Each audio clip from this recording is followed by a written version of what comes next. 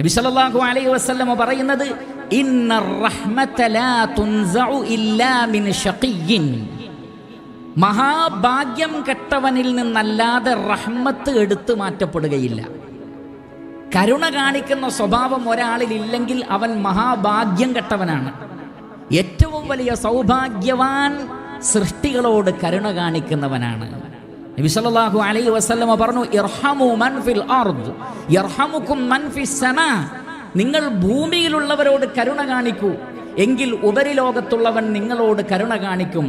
ലാ യർഹമുല്ലാഹ് മൻ ലാ യർഹമിൻ നാസ്. ജനങ്ങളോട് കരുണ കാണിക്കാത്തവരോട് അള്ളാഹു കരുണ കാണിക്കുകയേയില്ല. അള്ളാഹുവിൻ്റെ റഹ്മത്ത് ഉയർത്തപ്പെട്ടു പോകുന്നതിനെ കുറിച്ച് നമുക്ക് വേവലാതിയുണ്ട്. അള്ളാഹുവിൻ്റെ റഹ്മത്തിനെ നമ്മൾ തേടുന്നു. പക്ഷേ നീ നിന്റെ മക്കളോട് എങ്ങനെയാണ്? നീ നിന്റെ മാതാപിതാക്കളോട് എങ്ങനെയാണ്? നീ നിന്റെ സഹോദരങ്ങളോട് എങ്ങനെയാണ്? നീ നിന്റെ അയൽവാസികളോട് എങ്ങനെയാണ്? ഫക്കീറുകളോടും മിസ്കീനുകളോടും മദ്ലൂമുകളോടും നീ എങ്ങനെയാണ്? മറ്റുള്ളവരോട് നീ കരുണ കാണിക്കുന്നേയില്ല.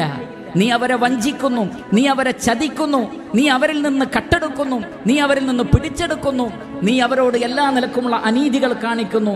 അവർക്ക് റഹ്മത്ത് നീ നൽകുന്നേയില്ല. അങ്ങനെയുള്ള നീ റഹ്മാനായ റബ്ബിനോട് റഹ്മത്തിനെ തേടിയിട്ട് എന്ത് കാര്യം? ഭൂമിയിലുള്ളവരോട് കരുണ കാണിക്കാത്തവരോട് അല്ലാഹു സുബ്ഹാനഹു വ തആല കരുണ കാണിക്കുകയില്ല.